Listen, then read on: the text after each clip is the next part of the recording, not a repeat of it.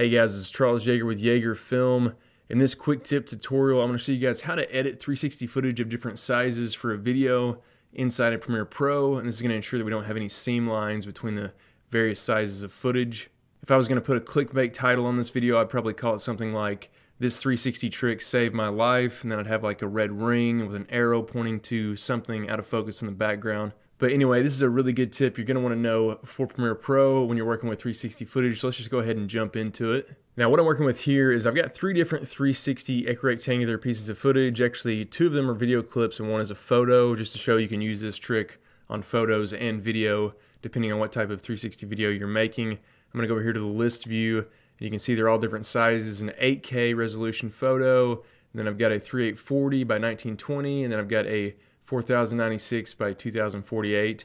And so the first thing you're going to want to determine is, when you're working with various sizes of 360 footage, is, well, what resolution do you want your actual edit sequence to be? And so typically it's going to be 4096 by 2048 is what I like working with 4K 360 footage.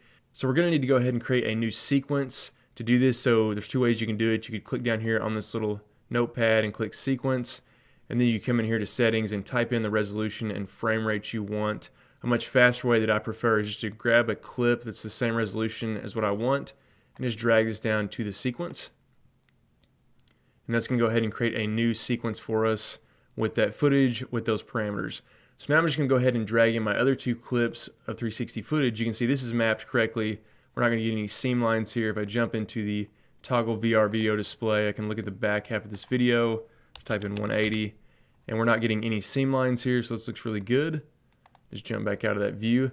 So I'm going to drag in my other 2 video clips. This is a 3840, and you can see we're getting black bars around this because obviously it's not 4096, it's smaller, so we're going to get those black areas.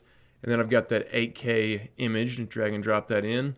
So in the past, what you'd have to do typically is you'd have to select your footage, and you'd have to come over here to scale and effects controls and just manually adjust the scale of this stuff to try to get it to fit perfectly here, either in Premiere Pro or probably more likely having to go into After Effects in order to get it kind of pixel perfect and then jumping back into Premiere.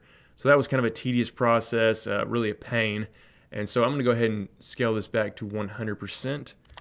But now there's a much faster drag and drop solution with a new immersive video effect. So I'm just going to come down here to the effects panel, and I'm just going to type in VR. If I scroll down here, I'm going to find the effect VR projection, and so this literally is just a drag and drop fix. So you can see this 3840 footage. I'm just going to select VR projection, drop it on, and now it's scaled it up and it's fitting perfectly with our current sequence settings. And I'm also going to do that with the 8K photo. So I'll just drag and drop VR projection on that, and you can see it automatically is going to resize it to be pixel perfect. Just to double check, let's go into the toggle VR display. I'll type in 180. And I'm going to hit the tilde key here with this selected so we can see this in a larger scale. So I'm looking around at this. I'm not seeing any issues at the top or bottom. Obviously there's the tripod, but I'm not seeing any seam lines on the back. And so I'm going to drag this back over to see the other shot. Now we can see it. And I'm viewing this at full resolution. And I'm not seeing any seam line here either from where it's scaled that up, so it looks great. And so again, just a drag and drop solution, super quick using the VR projection effect. So use that on any 360 footage that you need to scale, or if you have footage of different sizes. But it really is just going to save you a lot of time and take all the pain out of that process again there. All right, guys, hopefully you enjoyed this quick tip here when you're working with different size 360 footage. This has been Charles Yeager for Yeager Film. Thanks for watching.